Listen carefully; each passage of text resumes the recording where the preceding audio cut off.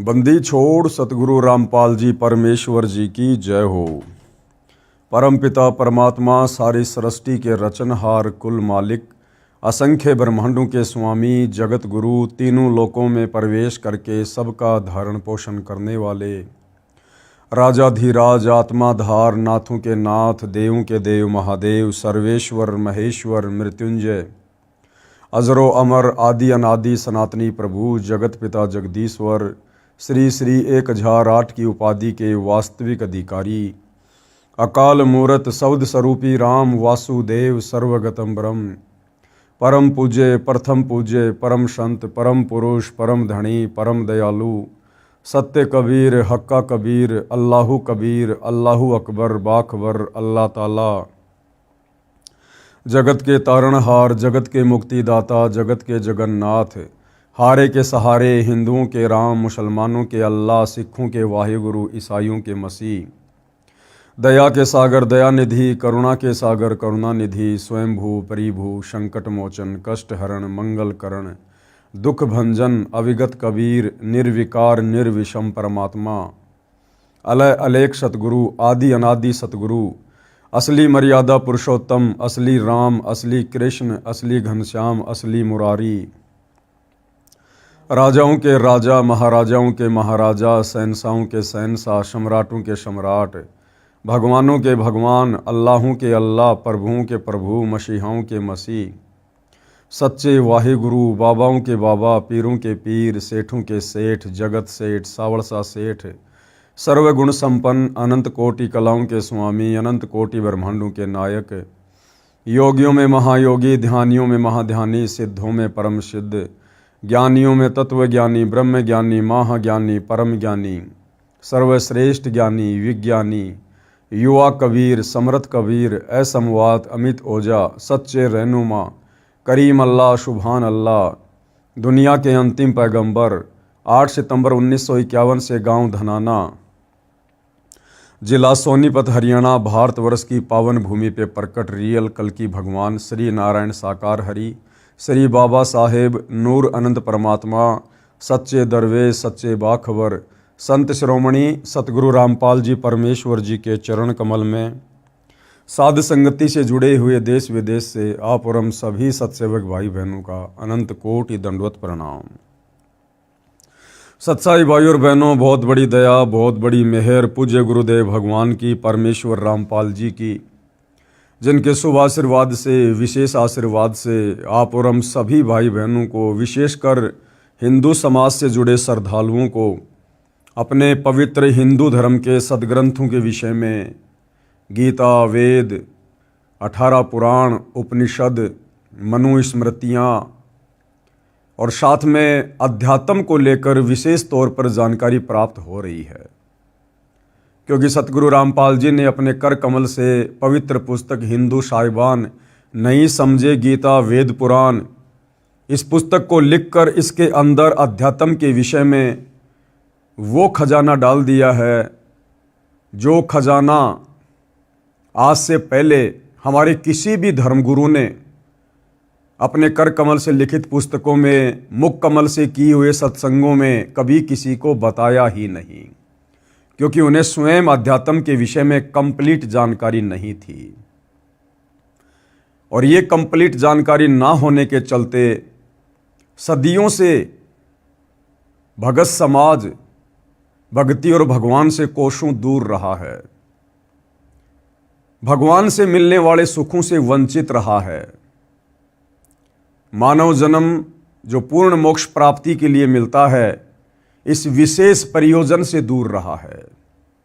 हमारे पूर्वज शास्त्र अनुकूल सत साधना ना करने के चलते हमारे धर्म गुरुओं के द्वारा भ्रमित साधना करने के चलते भूत योनि में चले गए, प्रेत योनि में चले गए, पितृ योनि में चले गए, नरक में चले गए, लक 84 योनियों में चले गए। और आज हमारे वही धर्मगुरु और 2 कदम आगे बढ़ाते हुए हमारे से उन पूर्वजों के श्राद्ध निकलवाए जाते हैं जिस श्राद्ध कर्म को पाखंड पूजा में गिना जाता है। क्योंकि गीता अध्याय 9 श्लोक नंबर 25 श्राद्ध निकालने को पाखंड पूजा कहती है। श्राद्ध निकालने वाले भूत बनते हैं। तो भाइयों और बहनों, अध्यात्म की जानकारी के अभाव में हमारे भ्रमित धर्म गुरु भी मरने के उपरांत अपने अनमोल मनुष्य जीवन को बर्बाद कर गए और लाखों करोड़ों की संख्या में परमात्मा चाहने वाली आत्माओं को भी भक्ति मार्ग की गलत दिशा देकर उनके मनुष्य जीवन को भी बर्बादी की ओर धकेल गए। अब दया करी सतगुरु रामपाल जी ने इस पृथ्वी पर प्रकट होकर हमें सत्य आध्यात्मिक जानकारी दे रहे हैं और हमारे उस बिगड़ते हुए मनुष्य जीवन को संवारने का मौका दे रहे हैं। तो भाइयों और बहनों, सतगुरु रामपाल जी के कर कमल से लिखित पवित्र पुस्तक हिंदू साहिबान नहीं समझे गीता वेद पुराण, इसके ऊपर लगभग 14 वीडियो बन चुके हैं। इसी क्रम में आज हमारा ये 15वें नंबर का वीडियो है और प्रत्येक वीडियो में विशेषकर हिंदू समाज से जुड़े श्रद्धालुओं को बहुत ही गहन जानकारी प्राप्त हो रही है और काफ़ी कुछ समझने के बाद हिंदू समाज से जुड़े भाई बहन अपनी हर प्रकार की शंकाएं सतगुरु रामपाल जी के समक्ष व्यक्त कर रहे हैं और सतगुरु रामपाल जी उनकी प्रत्येक आध्यात्मिक शंका का सबूतों के साथ में जवाब दे रहे हैं। तो पिछले वीडियो में आप जी ने बहुत अच्छे से काफ़ी कुछ अध्यात्म के विषय में जान लिया है कि ब्रह्मा विष्णु महेश ये 3 देवता हैं और तीनों एक एक गुण युक्त हैं। रजगुण ब्रह्मा है, सतगुण विष्णु जी है, तमोगुण शंकर जी हैं। इन्हीं को त्रिगुणमयी माया कहा जाता है और इसी त्रिगुणमयी माया के माध्यम से इनके पिता काल निरंजन ज्योति निरंजन इस काल ब्रह्म ने पूरे प्राणी समुदाय को अपने जाल में फंसा रखा है। इस काल की भक्ति से भी मोक्ष नहीं है, दुर्गा की भक्ति से भी मोक्ष नहीं है, ब्रह्मा विष्णु महेश की भक्ति से भी मोक्ष नहीं है, अन्य देवी देवताओं की भक्ति साधना से भी मोक्ष नहीं है। ना तीर्थों पर जाने से, ना धाम पूजा करने से, ना पिंड भरने से, ना पितरों की पूजा करने से, ना कावड़ लाने से, ना पैदल यात्रा करने से। मोक्ष का मार्ग हमारे धर्मशास्त्रों में वर्णित है, लेकिन हमारे धर्मगुरु तत्व ज्ञान के अभाव में वो आध्यात्मिक खजाना हमें निकाल कर दे नहीं पाए। तो बहुत सारी जानकारी होने के बाद धीरे धीरे हिंदू समाज से जुड़े श्रद्धालु आगे से आगे अपनी जिज्ञासा रखते हैं, सवाल करते जा रहे हैं और इसी कड़ी में उनका जो अगला सवाल है सतगुरु रामपाल जी से वो ये है कि पूजा तथा साधना में क्या अंतर है। यानी हिंदू धर्म से जुड़े भाई बहन कह रहे हैं कि आप जी एक तरफ तो कहते हो कि गीता बोलने वाले इस काल ब्रह्म की भक्ति से भी मोक्ष नहीं है, फिर ब्रह्मा विष्णु महेश की भक्ति से भी मोक्ष नहीं है क्योंकि आपने गीता अध्याय 7 श्लोक नंबर 12 से 15, गीता अध्याय 7 श्लोक नंबर 20 और 23 दिखा दिया है। फिर आप जी कहते हैं कि मैं अपने भक्तों को ब्रह्मा विष्णु महेश की भक्ति के मंत्र देता हूँ, दुर्गा का मंत्र देता हूँ। ये बात हमारे समझ में नहीं आई। आप संत रामपाल जी एक तरफ तो कहते हैं कि ब्रह्मा विष्णु महेश की भक्ति से मोक्ष नहीं है, इस ब्रह्म की भक्ति से मोक्ष नहीं है, और फिर आप अपने भक्तों को इनकी भक्ति के मंत्र भी देते हैं। तो ये दोनों बातें कैसे? तो इसके लिए गुरुदेव भगवान हमें समझा रहे हैं कि भाई साधना और पूजा इन दोनों में रात दिन का अंतर है। हम केवल शरीर के कमल में विराजमान इन प्रधान देवताओं की, इन शक्तियों की साधना करते हैं, हम इनकी पूजा नहीं करते। पूजा तो केवल एक परमपिता परमेश्वर की, परम अक्षर ब्रह्म की, सच्चिदानंद घन ब्रह्म की, कबीर देव की करते हैं। बाकी उनकी प्राप्ति के लिए यहाँ की जितनी भी प्रधान शक्तियाँ हैं उनका ऋण हमारे ऊपर चढ़ चुका है। उनका ऋण उतारने के लिए हम उनके मंत्रों का जाप अपने भक्तों को बताते हैं। तो वो जो मंत्र हैं वो इन देवी देवताओं की साधना है, साधना, ना कि पूजा। अब पूजा और साधना दोनों अलग अलग कैसे हैं, इसको सतगुरु रामपाल जी बहुत सारे उदाहरण देकर समझा रहे हैं। पूजा तथा साधना में अंतर। प्रश्न नंबर 41, हिंदू भाई ने सवाल किया, ये भी कहते हो कि पूर्ण मोक्ष की प्राप्ति के लिए ब्रह्मा, विष्णु, शिव, गणेश तथा देवी और क्षर पुरुष व अक्षर ब्रह्म की साधना करनी पड़ती है। दूसरी ओर ये भी कह रहे हो कि ब्रह्मा, विष्णु, शिव अन्य देवता हैं, क्षर ब्रह्म यानी ये काल, इसकी भी पूजा भक्ति योग्य नहीं है, केवल परम अक्षर ब्रह्म यानी कबीर देव की ही पूजा या भक्ति करनी चाहिए। तो ये दोनों बातें कैसे? तो सतगुरु रामपाल जी पूजा और साधना में अंतर स्पष्ट करते हुए जवाब दे रहे हैं। उत्तर, पहले तो यह स्पष्ट करता हूं कि पूजा तथा साधना में क्या अंतर है। प्राप्य वस्तु की चाह पूजा कही जाती है, यानी जिस वस्तु की हमें चाहत है वह पूजा कही जाती है, तथा उसको प्राप्त करने के प्रयत्न को साधना कहते हैं। जिस प्रकार गुरुदेव ने बताया कि हमें प्यास लगी है और हमें किस चीज की आवश्यकता है, जल की, तो हमने किसको प्राप्त करना है, जल को। अब जल को प्राप्त करने के लिए हमने क्या करना पड़ेगा, हमने हैंडपंप लगाना पड़ेगा। हैंडपंप लगाना पड़ेगा और हैंडपंप लगाने के बाद फिर हमने उस हैंडपंप को चलाना पड़ेगा, बोकी मारनी पड़ेगी। उसके बाद हमें वो इच्छित वस्तु जल प्राप्त होगी। तो ठीक इसी प्रकार पूजा और साधना में अंतर को समझिए। जिस वस्तु को हमने प्राप्त करना है उसकी हमने पूजा करनी है, लेकिन उसको प्राप्त करने के लिए हमने जिन जिन वस्तुओं की आवश्यकता पड़ेगी, जैसे हैंडपंप की, बोकी लगाने की, तो वो साधना है। जब हम हैंडपंप को लगाकर उसको बोकी मारेंगे, उसकी साधना करेंगे, तो हमें वो इच्छित वस्तु जल प्राप्त होगी जिसकी हमें चाहत है। तो हैंडपंप और बोकी साधन है, साधन, और इच्छित वस्तु क्या है, जल।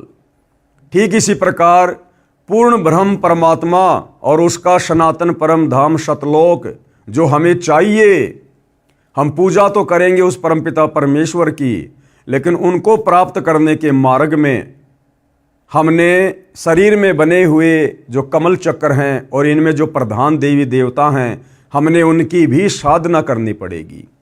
21 ब्रह्मांड के स्वामी काल निरंजन की भी हमने साधना करनी पड़ेगी, ओम नाम की, क्योंकि हम इसके 21 ब्रह्मांड में युगों युगों से रह रहे हैं। हम इसके कर्जवान हो चुके हैं। ये 21 ब्रह्मांड इस काल ने, ज्योति निरंजन ने, इस क्षर पुरुष ने, ब्रह्मा विष्णु महेश के पिताजी ने, इस गीता बोलने वाले काल ब्रह्म ने सतलोक में तपस्या करके परमपिता परमेश्वर कबीर साहिब जी से प्राप्त किए थे, और हम इसके साथ इसके 21 ब्रह्मांड में आ गए। तो ये 21 ब्रह्मांड इस काल के द्वारा प्राप्त किए गए हैं तपस्या करके, और हम इसके ब्रह्मांडों में रह रहे हैं, खा रहे हैं, पी रहे हैं, सूर्य से धूप ले रहे हैं, पृथ्वी पर अन्न उगाकर खा रहे हैं, जल पी रहे हैं, फल फ्रूट खा रहे हैं, अनाज पैदा कर रहे हैं, हवा ले रहे हैं। तो हम सभी आत्माओं के ऊपर इस काल ब्रह्म का ऋण चढ़ा हुआ है, और जब तक हम इसका ऋण नहीं उतारेंगे तब तक ये हमें आगे जाने का रास्ता नहीं देगा, क्योंकि परमात्मा ने ये एक विधान बना रखा है। तो ओम नाम की हम इस काल ब्रह्म की साधना करेंगे, और इसका जो कर्जा हमारे ऊपर चढ़ा हुआ है हम इसको दे देंगे। ओम नाम की कमाई हम इसको समर्पित कर देंगे। उसके बाद ये काल अपने विधान अनुसार, जो इसने गीता अध्याय 18 श्लोक नंबर 66 में कहा है कि सर्वधर्मान परित्यज्य माम एकम शरणम व्रज अहम तवा सर्व पापे भी मोक्षयामि मा शुचि, कि अर्जुन जब तुझे वो तत्वदर्शी संत मिल जाए और तुझे सनातन परम धाम की भक्ति मिल जाए, उसके बाद तू मेरे ओम नाम की कमाई और मेरे स्तर के जितने भी धर्म यज्ञ हैं उनकी कमाई तू मुझे समर्पित कर देना। सर्व धर्मान परित्यज्य माम, मुझे दे देना और एकम शरणम व्रज, उस एक अद्वितीय परमात्मा की शरण में चले जाना, मैं तुझे ऋण मुक्त कर दूंगा। इसलिए भाई और बहनों, पूजा और साधना में अंतर होता है। तो चाहे इस ब्रह्म के ओम नाम का जाप हो, चाहे ब्रह्मा विष्णु महेश का जाप हो, चाहे दुर्गा जी का जाप हो, चाहे गणेश जी का जाप हो, जो सतगुरु रामपाल जी हमें नाम दीक्षा के समय देते हैं, हम केवल इन प्रधान देवी देवताओं की साधना कर रहे हैं, साधना, ना कि इनकी पूजा। पूजा तो हमने एकमात्र परमपिता परमेश्वर कबीर साहिब की करनी है, जो हमारा इष्ट है। तो गुरुदेव भगवान ने कितने अच्छे से समझाया है, जो प्राप्य वस्तु की चाह पूजा कही जाती है, यानी जिस चीज को हमने प्राप्त करना है उसकी चाहत पूजा कही जाती है। तो हमने प्राप्त करना है कबीर साहिब सतलोक, तथा उसको प्राप्त करने के प्रयत्न को साधना कहते हैं। उदाहरण, जैसे हमें जल प्राप्त करना है, ये हमारा प्राप्य है, हमने जल की चाह है। जल की प्राप्ति के लिए हैंडपंप लगाना पड़ेगा। हैंडपंप लगाने के लिए जो जो उपकरण प्रयोग किए जाएंगे, बोकी लगाई जाएगी, यह प्रयत्न है। इसी प्रकार परमेश्वर का वह परम पद प्राप्त करना हमारी चाहत है, यानी सतलोक प्राप्त करना, जहां जाने के पश्चात साधक लौटकर संसार में नहीं आता है। हमारा प्राप्य परमेश्वर तथा उनका सनातन परम धाम है। परमेश्वर कौन? कबीर साहिब। और उनका सनातन परम धाम क्या? सतलोक, जहां जाने के बाद साधक लौटकर संसार में वापस नहीं आता। अब उस परमेश्वर को और उसके सनातन परम धाम सतलोक को प्राप्त करने के लिए, उसको प्राप्त करने के लिए किया गया नाम जाप, हवन यज्ञ आदि आदि साधना है। उस साधना से पूज्य वस्तु परमात्मा प्राप्त होगा। यानी जब हमारी भक्ति कंप्लीट हो जाएगी तो हमें सतलोक में परमानेंट जगह मिल जाएगी और हमें वहां परमपिता परमेश्वर कबीर साहिब मिलेंगे। जैसे सवाल नंबर 13 के उत्तर में स्पष्ट किया है, वही सटीक उदाहरण है। उस पूर्ण मोक्ष के लिए 3 बार में दीक्षा क्रम पूरा करना होता है। दूसरा उदाहरण भाई और बहनों, जैसे हम अपने बच्चे को स्कूल भेजते हैं और हमारा टारगेट है कि हमने बच्चे को डॉक्टर बनाना है, डॉक्टर। तो चाहत क्या है? डॉक्टर बनने की। चाहत क्या है? वो नौकरी प्राप्त करने की। लेकिन डॉक्टर बनने के लिए, वो चाहत पूरी करने के लिए उस बच्चे ने स्कूल में जाना पड़ेगा, उसने पढ़ाई करनी पड़ेगी, उसने ट्यूशन करना पड़ेगा, उसने कोचिंग ज्वाइन करनी पड़ेगी। तो डॉक्टर बनने के लिए वो जो मेहनत कर रहा है, जो पढ़ाई लिखाई कर रहा है, वो साधना है। वो पढ़ाई लिखाई करना डॉक्टर बनने के लिए साधना है, साधना। उस साधना को किए बिना, उस पढ़ाई को किए बिना वो बच्चा डॉक्टर की नौकरी प्राप्त नहीं कर सकता, डिग्री प्राप्त नहीं कर सकता।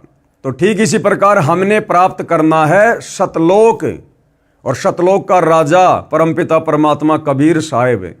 लेकिन उस प्राप्ति के लिए हमने इस काल के 21 ब्रह्मांड की सभी प्रधान मुख्य शक्तियों की साधना करनी पड़ेगी।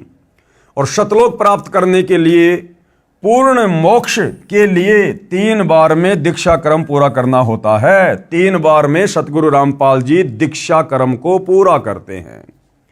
और 3 बार में कौन कौन सी दीक्षा दी जाती है, किस प्रकार से दी जाती है, उसका विवरण सतगुरु रामपाल जी बता रहे हैं कि किन किन शक्तियों के मंत्र सतगुरु रामपाल जी 3 बार की दीक्षा में अपने अनुयायियों को देते हैं। सबसे पहला जो मंत्र है उसको कहते हैं प्रथम नाम दीक्षा। ब्रह्मा, विष्णु, शिव, गणेश और देवी के मंत्रों की साधना दी जाती है। यानी सतगुरु रामपाल जी अपने प्रत्येक भगत को, जब वो सतगुरु रामपाल जी के तत्व ज्ञान युक्त सत्संगों को सुनकर उनसे नाम उपदेश लेने की इच्छा करता है, तो सबसे पहले प्रथम नाम दीक्षा के अंतर्गत उस भगत को, उस साधक को, यहाँ की जो प्रधान शक्तियाँ हैं जो हमारे शरीर में बने इन कमल चक्रों में विराजमान है, श्री ब्रह्मा जी, श्री विष्णु जी, श्री शिव जी, श्री गणेश जी तथा देवी दुर्गा जी, इनके मंत्रों की साधना दी जाती है, हम सब इनके मंत्रों का जाप करते हैं। दूसरी बार में जो दीक्षा दी जाती है, दूसरी बार में क्षर ब्रह्म तथा अक्षर ब्रह्म के 2 अक्षर मंत्र जाप दिए जाते हैं। दूसरी बार में जो दीक्षा दी जाती है उसको शतनाम कहते हैं, शतनाम। तो जो शतनाम होता है उसमें 2 मंत्र होते हैं। एक मंत्र है 21 ब्रह्मांड के स्वामी, ये गीता बोलने वाला जो भगवान है काल ब्रह्म, ब्रह्मा विष्णु महेश का पिता, इस काल ब्रह्म का मंत्र है। और दूसरा मंत्र अक्षर पुरुष का है जिसके 7 संग ब्रह्मांड हैं, अर्थात गीता जी अध्याय 15 श्लोक नंबर 16 में 2 भगवान बताए गए हैं, 2 पुरुष बताए गए हैं, क्षर और अक्षर। तो क्षर पुरुष ये गीता का ज्ञान देने वाला काल ब्रह्म है और अक्षर पुरुष इससे ऊपर 7 संग ब्रह्मांडों का स्वामी है। तो इन दोनों भगवानों के मंत्र सतगुरु रामपाल जी दूसरी बार की नाम दीक्षा में देते हैं, जिसको शतनाम कहते हैं, जिसको संतों ने सतनाम कहा है। गीता अध्याय 17 श्लोक 23 में 3 नाम हैं, ओम तत् सत। तो जो ओम है ये इस काल ब्रह्म का है और ये जो ये तत् है ये अक्षर पुरुष का है। तो दूसरी जो दीक्षा है उस दीक्षा में ये 2 मंत्र दिए जाते हैं। ओम तो सीधा सीधा इस काल का है और अक्षर पुरुष का भक्ति का जाप है तत्, जो केवल उपदेशी को ही बताए जाते हैं। इस सतनाम में 2 अक्षर होते हैं, एक ओम है, दूसरा तत् है। यह सांकेतिक है अर्थात गुप्त नाम है जो उपदेश के समय उपदेशी को ही बताया जाता है। और तीसरी बार में जो नाम दीक्षा दी जाती है वो पूर्ण ब्रह्म परमात्मा कबीर साहिब जी की दी जाती है, सनातन परम धाम की दी जाती है। तीसरी बार में सारनाम की दीक्षा दी जाती है, जिस मंत्र को गीता अध्याय 17 श्लोक 23 में शत कहा है। यह भी सांकेतिक है, उपदेश लेने वाले को दीक्षा के समय बताया जाता है। इस प्रकार पूर्ण मोक्ष प्राप्त होता है। ये विधि है पूर्ण मोक्ष प्राप्त करने की। अब जो भाई बहन अज्ञानता में विशेषकर हिंदू समाज से जुड़े हुए जो ये कह देते हैं कि भाई आपके गुरु सतगुरु रामपाल जी तो हिंदू देवी देवताओं की भक्ति छुड़वाते हैं, आपके सतगुरु रामपाल जी तो सनातन विरोधी हैं, हिंदू विरोधी हैं। तो देख लो भाइयों और बहनों, जिन्हें आप हिंदू विरोधी कहते हैं, सनातन विरोधी कहते हैं, सनातन के जो मुख्य मुख्य देवी देवता हैं ब्रह्मा विष्णु महेश गणेश जी और दुर्गा जी, इन 5 प्रधान शक्तियों के मंत्र सतगुरु रामपाल जी अपने भक्तों से जाप करवाते हैं। संत रामपाल जी देवी देवताओं की भक्ति छुड़वाते नहीं बल्कि इनकी शास्त्र अनुकूल विधिवत साधना करवाते हैं, जिसके करने से ये देवी देवता भगत को शीघ्र लाभ देते हैं और उसकी मुक्ति का मार्ग जो बंद पड़ा हुआ है उस रास्ते को खोल देते हैं। अर्थात आत्मा अंत समय में शरीर छूटने के बाद हमारे शरीर में जो कमल बने हुए हैं जिनमें देवी देवताओं का वास है, उन कमलों के अंदर से आत्मा को गुजरना पड़ता है त्रिकुटी तक जाने के लिए। तो ये जो मंत्र सतगुरु रामपाल जी देते हैं प्रथम नाम दीक्षा के तहत, इन मंत्रों के जाप करने से वो कमल खुल जाते हैं, वो रास्ता साधक का साफ हो जाता है। दूसरा, धरती पर इन कमलों को खोलने का और कोई तरीका, कोई ऑप्शन, कोई भक्ति नहीं है। अब आगे क्या समझा रहे हैं सतगुरु रामपाल जी? श्री ब्रह्मा विष्णु तथा शिव जी ईश यानी परमात्मा नहीं हैं। अब हम इन ब्रह्मा विष्णु महेश की या काल की पूजा क्यों नहीं करते? हम इनकी साधना क्यों करते हैं? पूजा क्यों नहीं करते? क्यों? क्योंकि ये परमात्मा नहीं है, ये परमेश्वर नहीं है। और पूजा केवल एक परमात्मा की करनी चाहिए जो गीता जी हमें कह रही है। तो ये तीनों देवता रजगुण ब्रह्मा, सतगुण विष्णु तथा तमगुण शिव जी, ये परमात्मा नहीं है। और इसका कहाँ प्रमाण है वो भी आप जी को दिखाएंगे। लेखक यानी सतगुरु रामपाल जी क्या कह रहे हैं? हिंदू धर्म गुरु साहिबान श्री विष्णु जी यानी श्री कृष्ण जी को जगदीश, जगत प्लस ईश यानी सारे संसार का स्वामी यानी सारे संसार का प्रभु भगवान बताते हैं और पुराणों को सत्य मानते हैं। पेश है सबूत श्री शिव महापुराण से, जो कि गीता प्रेस गोरखपुर से प्रकाशित है। कि श्री विष्णु जी, श्री ब्रह्मा जी तथा श्री शिव जी ईश नहीं है, अर्थात ये भगवान नहीं है, ये परमात्मा नहीं है, ये जगदीश नहीं है। इनका जन्म मृत्यु होता है और इनका पिता काल ब्रह्म है। पेश है शिव महापुराण, गीता प्रेस गोरखपुर से प्रकाशित के विद्वेश्वर खंड के अध्याय 5 व 10 की फोटोकॉपी। संक्षिप्त शिव पुराण, ये गीता प्रेस गोरखपुर से प्रकाशित है। पहले भी आपको समझाया गया था कि एक समय ब्रह्मा जी और विष्णु जी का आपस में युद्ध हो गया था, क्योंकि ब्रह्मा जी विष्णु जी को कहने लगे कि मैं तेरा बाप हूं, मैं तेरा भगवान हूं, मैं तेरा स्वामी हूं, तू मेरे से उत्पन्न हुआ है। दूसरी तरफ विष्णु जी कहने लगे कि ब्रह्मा मैं तेरा बाप हूं, मैं तेरा स्वामी हूं। इस बात को लेकर हमारे दोनों भगवानों में आपस में बच्चों की तरह झगड़ा हो गया, युद्ध हो गया। अब इनके इस प्रकार युद्ध को देखते हुए इनका जो पिता है काल ब्रह्म, ज्योति निरंजन, गीता का ज्ञान देने वाला ब्रह्म, अब इतना तो आप भाई बहनों को पता हो गया इस पवित्र पुस्तक को पढ़कर कि ये काल ब्रह्म ये किसी के सामने अपने ओरिजिनल काल रूप में प्रकट नहीं होता। ये या तो अपने बेटे ब्रह्मा का रूप धारण करता है, या विष्णु का, या शंकर जी का, या अन्य कोई छलबल करता है। अब इस काल ब्रह्म ने देखा यदि मेरे बेटे आपस में इसी प्रकार लड़ते रहे, झगड़ते रहे, तो नीचे की सृष्टि कौन चलाएगा, मेरे लिए भोजन की व्यवस्था कैसे होगी। और इनको तो घमंड हो गया, ब्रह्मा कह रहा कि मैं भगवान, विष्णु कह रहा कि मैं भगवान। तो काल ने सोचा कि तेरे को तो कल को कोई पूछेगा ही नहीं। तो काल ने क्या किया, स्तंभ रूप बनाया, बहुत लंबा चौड़ा तेजोमय, और जहां ब्रह्मा विष्णु महेश झगड़ा कर रहे थे उन दोनों के बीच में वो स्तंभ खड़ा कर दिया। ये जो स्तंभ आप जी देख रहे हैं, ये इस काल ब्रह्म ने स्तंभ खड़ा कर दिया अपनी शक्ति से, तेजोमय।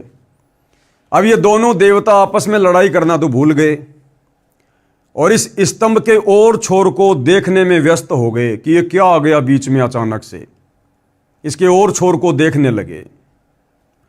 इतने में भाई और बहनों वहां पर ये काल ब्रह्म, ये ज्योति निरंजन, गीता का ज्ञान देने वाला क्षर पुरुष अपने बेटे शिव जी का रूप धारण करके वहां प्रकट हो गया और अपनी पत्नी दुर्गा को पार्वती रूप बनाया और कहने लगा कि तुम दोनों भगवान नहीं हो पुत्रों, तुम दोनों भगवान नहीं हो। तुमने कैसे अपने आप को कर्ता मान लिया, ईश मान लिया। तुम्हें तो केवल मैंने एक एक कार्य दिया है, उत्पत्ति का कार्य ब्रह्मा को और स्थिति का कार्य यानी पालन पोषण का कार्य विष्णु को। तुम जो अपने आप को भगवान कह रहे हो ना, ये तो बड़ा अद्भुत है। और कुछ समय बाद इस काल ब्रह्म ने ये जो तेजोमय लिंग है, स्तंभ है, इसको अपने प्राइवेट पार्ट अर्थात लिंग के रूप में परिवर्तित कर दिया। और उसके बाद ब्रह्मा विष्णु महेश को आदेश दिया कि आज के बाद इस मेरे लिंग की पूजा शुरू करो। और ब्रह्मा विष्णु महेश ने उस आदेश की पालना करते हुए उस काल ब्रह्म के प्राइवेट पार्ट लिंग की पूजा कर दी, जो आज आम हिंदू समाज कर रहा है। क्योंकि भाई और बहनों अब आपको पता चल गया है अच्छे से कि ये काल कभी भी अपनी तरफ से मुक्ति का मार्ग जीव को नहीं देता है। मुक्ति का मार्ग मिलता है शास्त्र अनुकूल सत्य साधना करने से, और काल हमें कभी भी शास्त्र अनुकूल सत्य भक्ति नहीं करने देगा। ये नहीं चाहेगा कि कोई भी आत्मा तत्वदर्शी संत की शरण में जाकर शास्त्र अनुकूल सत्य भक्ति धर्म कर्म यज्ञ करके और मेरे 21 ब्रह्मांड से बाहर चली जाए। क्यों? क्योंकि परमपिता परमात्मा कबीर साहिब जी की तरफ से इस काल को एक श्राप लगा हुआ है। इसे प्रतिदिन 1 लाख मानव शरीरधारी स्त्री पुरुषों के सूक्ष्म शरीर में जमा वासना मैल गंध को खाने का श्राप लगा हुआ है। ये रोटी सब्जी नहीं खाता, हलवा नहीं खाता। ये हमारे सूक्ष्म शरीर में जो वासना जमा होती है, यानी पूरे जीवन में इस मनुष्य शरीर में, स्त्री या पुरुष के शरीर में हम जो भी अच्छे बुरे कार्य करते हैं, शराब पीते हैं, नशा करते हैं, बीड़ी जर्दा गुटखा पान मसाला मांस खाना चोरी जारी करना, व्यभिचार करना, गंदी नजर रखना, खट्टा मीठा भोजन खाना, उसका कुछ अंश हमारे सूक्ष्म शरीर में जमा हो जाता है। अब ये सूक्ष्म अंश क्या है? जिस प्रकार भाई और बहनों हमने कोई मीठी वस्तु खाई, मान लीजिए हमने आम खाया, आम को जैसे हमने मुंह में लिया बड़ा आनंद आया, लेकिन मुंह से अंदर जाते ही वो आनंद नहीं रहा। तो वो जो आनंद आया था, जो टेस्ट आया था हमें, जो सूक्ष्म था, वो टेस्ट, वो आनंद हमारे सूक्ष्म शरीर में जमा हो जाता है, उसको वासना कहते हैं। और हमारे शरीर छोड़ने के बाद हमारा स्थूल शरीर तो यही रह जाएगा, कोई जमीन में गाड़ देगा, कोई जला देगा, कोई क्या करेगा अंतिम संस्कार के रूप में। लेकिन सूक्ष्म शरीर वो नहीं मरता, और सूक्ष्म शरीर के अंदर पूरे जीवन में हमने जो भी कर्म कुकर्म किए हैं, जैसा भी भोजन खाया है अच्छा या बुरा, जैसा भी नशा किया है, मांस खाया है, उसका अंश जमा होता है। और सूक्ष्म शरीर में ये प्राणी सीधा इस काल ब्रह्म के पास जाता, 21वें ब्रह्मांड में, जहां पर इसने तपतशिला बना रखी है। वहां ये सूक्ष्म शरीर में इस जीव को भून भून के खाता है, उसकी गंध निकालता है, उसकी वासना निकालता है गर्म करके। और जीव वहां पर बड़ा दुखी होता है, बहुत परेशान होता है, लेकिन मरता नहीं है। उसके बाद उस प्राणी को जब उसकी वासना निकल जाती है, काल का भोजन निकल जाता है, उसको अचेत करके धर्मराज के दरबार में भेज देता है, जहां फिर आगे उसका भविष्य निर्धारण होता है, उसकी किस्मत बनती है। वो नरक में जाएगा, स्वर्ग में जाएगा, वापस लक 84 में जाएगा, या कौन सी उसको योनि मिलेगी। तो इस प्रकार से भाई और बहनों, ये काल कभी नहीं चाहता कि कोई भी प्राणी मेरे किस ब्रह्मांड में, यहां तक कि इसके तीनों पुत्र ब्रह्मा विष्णु महेश भी सत भक्ति कर लें। ये अपने तीनों बेटे ब्रह्मा विष्णु महेश को भी अध्यात्म के नाम पर भ्रमित रखता है, सच्चा ज्ञान नहीं होने देता। इसलिए ये काल हमें कभी भी सत्य साधना से परिचित नहीं होने देता, क्योंकि हम सब इसका भोजन है यहां पर। तो काल ने हमारे को भक्ति और भगवान के नाम पर और अधिक भटकाने के लिए अपनी प्राइवेट पार्ट लिंग की पूजा जगत में शुरू करवा दी, जो विशेषकर पूरा हिंदू समाज कर रहा है। अब देखते हैं भाइयों और बहनों, हिंदू धर्मशास्त्र से, ये हिंदू धर्मशास्त्र है, ये प्रमाणित है, कोई इसको झुटला नहीं सकता। सदियों से हमारे धर्म गुरु हमें दिखाते आ रहे हैं, पढ़ाते आ रहे हैं, इनकी कथा करते आ रहे हैं। ये शिव महापुराण है, गीता प्रेस गोरखपुर से प्रकाशित है।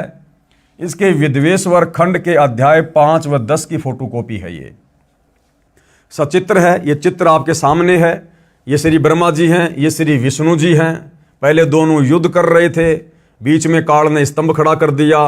बाद में अपने बेटे शंकर के रूप में खुद प्रकट हो गया, अपनी पत्नी दुर्गा को पार्वती रूप बनाकर उसको प्रकट कर दिया, और फिर इस स्तंभ को अपने प्राइवेट पार्ट लिंग के रूप में चेंज कर दिया, और अपने दोनों बेटों को आज्ञा दी कि आज के बाद जगत में इस लिंग की पूजा करो। तो ब्रह्मा विष्णु महेश के माध्यम से फिर पूरे संसार में ये लिंग पूजा शुरू हो गई।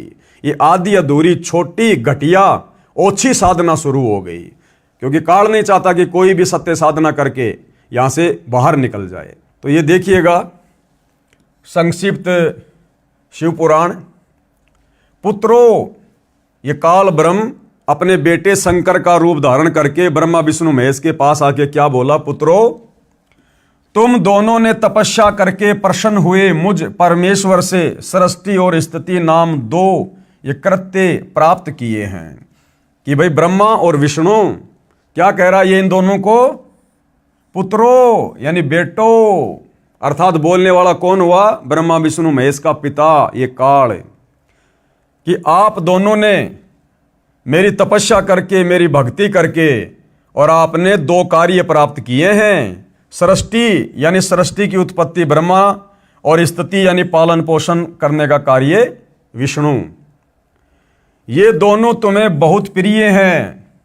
इसी प्रकार मेरी विभूति स्वरूप रुद्र और महेश्वर में 2 अन्य उत्तम कृत्य संहार और तिरोभाव मुझसे प्राप्त किए हैं। अब देखना भाइयों और बहनों, ध्यान देना कि बोलने वाला कौन है। ये बोलने वाला काल है, ब्रह्मा विष्णु महेश का पिता। देखो, सबसे पहले इसने ब्रह्मा और विष्णु को कहा क्या? पुत्रों, तुम दोनों ने तपस्या करके, तुम दोनों ने यानी ब्रह्मा और विष्णु दो हो गए, तुम दोनों ने तपस्या करके मुझ प्रसन्न हुए परमेश्वर से सृष्टि और स्थिति नामक दो ये कृत्य यानी कार्य प्राप्त किए हैं। ये दोनों तुम्हें बहुत प्रिय हैं। इसी प्रकार मेरी विभूति स्वरूप रुद्र, रुद्र कौन? शंकर जी, ये 3 हो गए, और महेश्वर ये 4 हो गए। तो ये 5वां कौन है जो बोल रहा है? ये काल है, इनका पिता है, ये ब्रह्मा विष्णु महेश का पिता काल। परंतु अनुग्रह नामक जो कृत्य है दूसरा कोई नहीं पा सकता। रुद्र और महेश्वर अपने कर्म को भूले नहीं हैं, इसलिए मैंने उनके लिए अपनी समानता प्रदान की है। तो यहां पर साफ साफ आप जी ने देखा भाई और बहनों, आपके सामने है, वे रूप वेश कृत्य वाहन आसन और आयुध आदि में मेरे समान ही हैं। मैंने पूर्व काल में अपने स्वरूप भूत मंत्र का उपदेश किया है जो ओकार के रूप में प्रसिद्ध है। ओकार यानी ओम। और गीता अध्याय 8 श्लोक नंबर 13, ये गीता ज्ञान देने वाला काल ब्रह्म क्या कह रहा है कि मेरा तो एक ओम मंत्र है। ओम इति एक अक्षर ब्रह्म व्यवहारण माम अनुस्मरण ये पर्याति तजन देहम सयाति परमाम गतिम। और यहां पर भी ब्रह्मा विष्णु महेश के सामने शिव रूप बनाकर ये काल क्या बोल रहा है कि उपदेश किया है जो ओंकार के रूप में प्रसिद्ध है, यानी ओम के रूप में। वह महामंगलकारी मंत्र है। सबसे पहले मेरे मुख से ओंकार ओम प्रकट हुआ जो मेरे स्वरूप का बोध कराने वाला है। ओंकार वाचक है और मैं वाच्य हूं। यह मंत्र मेरा स्वरूप ही है। अर्थात ओम मंत्र किसका? काल का, ब्रह्म का। तो यहां पर आकर ब्रह्मा विष्णु महेश के बीच में ये कौन ज्ञान दे रहा है? इनका पिता काल ब्रह्म। प्रतिदिन ओंकार का यानी ओम का निरंतर सुमरण करने से मेरा ही सदा सुमरण होता है। मेरे उत्तरवर्ती मुख से अकार का, पश्चिम मुख से उकार का, दक्षिण मुख से मकार का, पूर्ववर्ती मुख से बिंदु का तथा मध्यवर्ती मुख से नाद का प्रकाट्य हुआ। इस प्रकार 5 अवयवों से युक्त ओंकार का विस्तार है। इन सभी अवयवों से एकीभूत होकर वह प्रणव ओम नामक एक अक्षर हो गया। ओम नामक एक अक्षर हो गया। अर्थात ये काल है, ब्रह्म है, जो अपने पुत्र शिव के रूप में ब्रह्मा और विष्णु के बीच में प्रकट हो गया। क्योंकि साफ साफ कह रहा है ये वह प्रणव ओम नामक एक अक्षर हो गया। और गीता अध्याय 8 श्लोक 13 में ये खुद कह रहा है कि मेरा एक ओम मंत्र है। अर्थात ब्रह्मा विष्णु महेश के पिता का नाम काल ब्रह्म है। ब्रह्मा विष्णु महेश के माता पिता हैं, दुर्गा इनकी माता है और पिता इनका ये काल ब्रह्म है। अर्थात ब्रह्मा विष्णु महेश का जन्म काल और दुर्गा के संयोग से, भोग विलास से, शारीरिक संबंध बनाने से, पति पत्नी कर्म करने से हुआ है।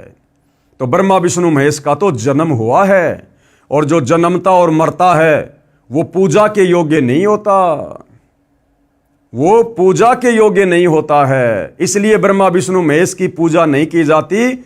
और ये ब्रह्मा विष्णु महेश ये परमात्मा नहीं है, ईश नहीं है। क्योंकि आपस में इसी बात को लेकर तो इनका युद्ध हो रहा था भाई। आपस में इसी बात को लेकर तो इन दोनों भाइयों की लड़ाई हो रही थी, ये ब्रह्मा जी ये विष्णु जी, कि मैं परमात्मा मैं परमात्मा। तो बीच में इनका पिता काल ब्रह्म आ गया शंकर जी का रूप बनाकर, और उसने क्लियर कर दिया कि तुम्हारे को तो मैंने ड्यूटी दे रखी है, एक एक कार्य दे रखा है। ये जो ब्रह्मा जी है ये काम करेगा सृष्टि का यानी उत्पत्ति का, और विष्णु तेरे को कार्य दे रखा मैंने पालन पोषण करने का। तुम परमात्मा नहीं हो, तुम भगवान नहीं हो। ये क्लियर है भाई और बहनों आप जियों के सामने। अब जब ब्रह्मा विष्णु महेश भगवान नहीं है, परमात्मा नहीं है, तो इनकी पूजा भी नहीं हो सकती है। कृपया पढ़ें प्रमाण के लिए शिव महापुराण श्री वेंकटेश्वर प्रेस मुंबई से प्रकाशित, जिसमें संस्कृत यानी मूल पाठ भी लिखा है, साथ में हिंदी अनुवाद भी किया है। इसके विद्वेश्वर संहिता खंड के अध्याय 5 व 10 की फोटोकॉपी इसी पुस्तक के पेज नंबर 150 पर है, जो हम पहले पढ़ चुके हैं। अब सवाल नंबर है 42। हम चारों वेदों ऋग्वेद, यजुर्वेद, सामवेद तथा अथर्ववेद, श्रीमद् भगवत गीता, 18 पुराणों, महाभारत ग्रंथ तथा श्रीमद् भगवत सुधा सागर को सत्य शास्त्र मानते हैं। यानी पूरा हिंदू समाज इन पवित्र ग्रंथों को तो सत्य मानता ही मानता है। इन्हीं सदग्रंथों को आधार मानकर ज्ञान बताते हैं तथा साधना बताते हैं। श्री कृष्ण उर्फ श्री विष्णु, श्री शिवजी, श्री देवी दुर्गा की पूजा करने को कहते हैं, श्राद्ध करना बताते हैं, देव पूजा करते हैं तथा करवाते हैं। अब वो जो हिंदू भाई है, अब वो सतगुरु रामपाल जी से क्या सवाल कर रहा है कि हम जो हिंदू है ना, हम विशेषकर जो 4 वेद हैं, ऋग्वेद, यजुर्वेद, सामवेद तथा अथर्ववेद, श्रीमद् भगवत गीता, 18 पुराण, महाभारत ग्रंथ तथा श्रीमद् भगवत सुधा सागर को सत्य शास्त्र मानते हैं और इन्हीं सदग्रंथों को आधार मानकर ज्ञान बताते हैं तथा साधना यानी भक्ति बताते हैं। श्री कृष्ण उर्फ श्री विष्णु, श्री शिवजी, श्री देवी दुर्गा जी की पूजा भी करते हैं और श्राद्ध भी निकलवाते हैं और देव पूजा करते हैं तथा करवाते हैं। तो अब सतगुरु रामपाल जी क्या कह रहे हैं? उत्तर, दास यानी संत रामपाल दास बताना चाहता है कि श्रीमद् भगवत गीता अध्याय 16 श्लोक 23-24 में क्या कहा है। गीता जी अध्याय 16 श्लोक नंबर 23 और 24 में साफ साफ कहा है।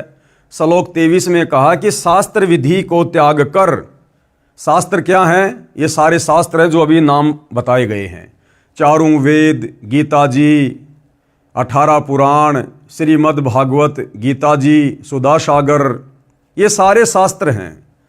तो गुरुदेव भगवान कह रहे हैं कि गीता क्या कह रही है? गीता बोलने वाला काल ब्रह्म क्या कह रहा है अध्याय 16 श्लोक 23 में कि अर्जुन, शास्त्र विधि को त्याग कर, यानी इन तमाम प्रकार के सदग्रंथों में जिस भक्ति करने का आदेश है उस भक्ति को त्याग कर जो मनमानी भक्ति करते हैं, मनमाना आचरण करते हैं, मनमाने मंत्रों का जाप करते हैं, कहते हैं उनको ना कोई सिद्धि प्राप्त होती है, ना कोई रिद्धि प्राप्त होती है और ना ही मरने के बाद उनकी गति अर्थात मोक्ष होता है।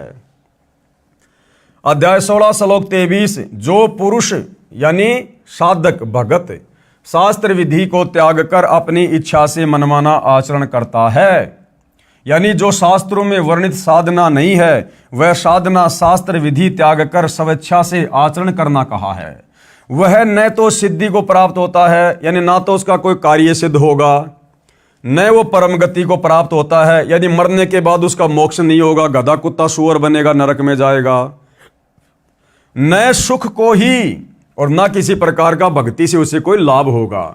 अब सबूत के लिए पढ़िए गीता अध्याय 16 श्लोक 23 की फोटोकॉपी इसी पुस्तक के पेज नंबर 86 पर, जो कि आपको कई बार पहले दिखा दी है। अब अध्याय 16 श्लोक 24 क्या कह रहा है? अब गीता जी का अध्याय 16 श्लोक 24 क्या कह रहा है कि हे अर्जुन, इससे तेरे लिए कर्तव्य यानी जो भक्ति साधना करनी चाहिए और अकर्तव्य यानी जो भक्ति साधना नहीं करनी चाहिए उसके लिए शास्त्र ही प्रमाण है। यानी अर्जुन, कौन सी भक्ति साधना करनी चाहिए, कौन सी नहीं करनी चाहिए, किस देव की पूजा करनी चाहिए, कौन से धर्म कर्म और यज्ञ करने चाहिए, इसके लिए शास्त्र ही प्रमाण है।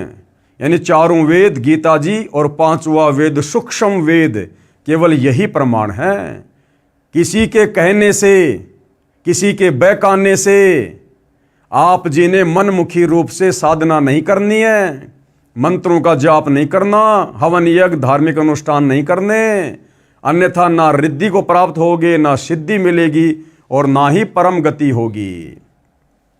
ऐसा जानकर तू शास्त्र विधि से नियत कर्म कर, यानी शास्त्रों में जो भक्ति कर्म करने के लिए आदेश है वही कर, यानी शास्त्रों में जो नहीं लिखा है वह न कर, जो शास्त्रों में वर्णित है यानी लिखा है वही साधना कर।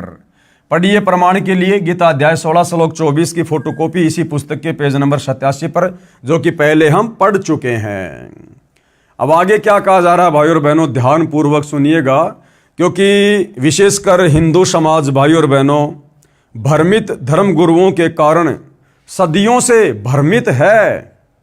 सत्य साधना कभी हमारे को सुंघाई भी नहीं गई, कभी दिखाई भी नहीं गई हमारे को, क्योंकि हमारे नादान धर्मगुरुओं को स्वयं ज्ञान नहीं था और हमारे अंदर सदियों से अज्ञान ठोक दिया गया है।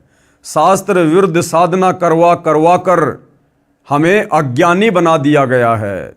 अब सतगुरु रामपाल जी यानी वह तत्वदर्शी संत प्रमाण दिखा दिखा के, सबूत दिखा दिखा के अपने ही पवित्र धर्मशास्त्रों से हमें जगा रहे हैं, बता रहे हैं।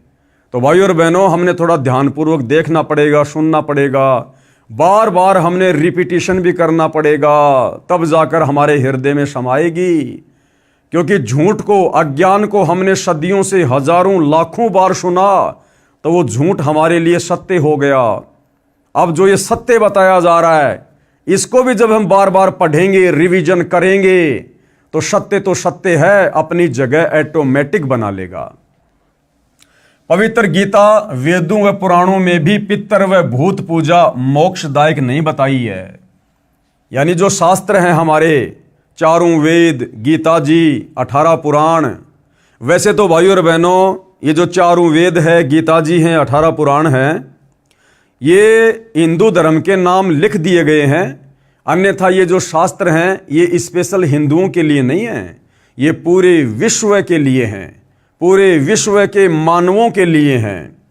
क्योंकि जिस समय ब्रह्मा जी को वेद मिले थे समुद्र मंथन के दौरान, और ब्रह्मा जी ने जब अपने पुत्र मनु को वेद दिए, वो सतयुग का समय था। और सतयुग में भाई और बहनों कोई धर्म नहीं था, कोई जाति नहीं थी। हम इंसान इस कलयुग की तरह आपस में धर्म और जातियों में बटे हुए नहीं थे।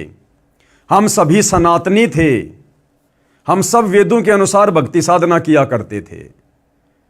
उसके बाद जब द्वापर युग के अंत में यानी कलयुग शुरू होने से लगभग 100 वर्ष पहले, जब महाभारत के मैदान में युद्ध के दौरान श्री कृष्ण जी में प्रेत की तरह प्रवेश करके इस काल ब्रह्म ने ये गीता जी का ज्ञान बोला, तो उस समय भी भाई और बहनों धरती पर अलग से कोई धर्म नहीं था, कोई जातियां नहीं थी, हम सब इंसान थे, मानव थे। तो ये जो ज्ञान है चारों वेदों का और गीता जी का, ये पूरे विश्व के मानव समाज के लिए है। लेकिन हिंदुओं के नाम पर विशेष तौर पर ये ग्रंथ लिख दिए गए, इसलिए बार बार कहना पड़ रहा है कि हिंदू भाई बहन विशेष तौर पर ध्यान दें कि पवित्र गीता वेदों व पुराणों में भी पितर व भूत पूजा मोक्षदायक नहीं बताई है। अब बताओ, यदि हम वेदों की बात भी नहीं मानेंगे, गीता जी की बात भी नहीं मानेंगे, पुराणों की बात भी नहीं मानेंगे, तो भला फिर हमारी मुक्ति होगी कैसे? फिर कैसे हम भक्ति कर पाएंगे? तो ये जितने भी शास्त्र हैं ये भक्ति के आधार हैं। अगर इनके अनुसार हम भक्ति साधना करेंगे तो हम अध्यात्म में सफलता की ओर आगे बढ़ेंगे। इसका प्रमाण दे रहे हैं गुरुदेव। हिंदू श्रद्धालु श्राद्ध करते तथा करवाते हैं, जबकि गीता अध्याय 9 श्लोक 25 में कहा है कि जो पितरों की पूजा करते हैं वे पितरों को प्राप्त होंगे, यानी वो पितरलोक में चले जाएंगे, यानी पितर योनि प्राप्त करके पितरलोक में चले जाएंगे, मोक्ष नहीं होगा। जो भूत पूजते हैं वे भूतों को प्राप्त होंगे, यानी भूत बनेंगे। श्राद्ध करना पितर पूजा तथा भूत पूजा है। 13वीं क्रिया करना, बरसी क्रिया करना, शमशान घाट से शेष बची हड्डियों के अवशेष उठाकर गंगा में प्रवाह करना, वह पुरोहितों से प्रवाह करवाना आदि आदि सब पितर तथा भूत पूजा है, जिससे मोक्ष नहीं बल्कि दुर्गति प्राप्त होती है। जिसके जिम्मेदार श्री कृष्ण जी के वकील जी हैं। श्री कृष्ण जी के वकील जी कौन?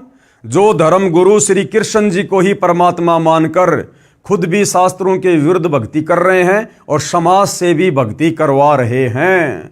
तो इसके जिम्मेदार कौन है? हमारे धर्म गुरु, जो श्री कृष्ण उर्फ श्री विष्णु जी को ही परमात्मा बताते हैं।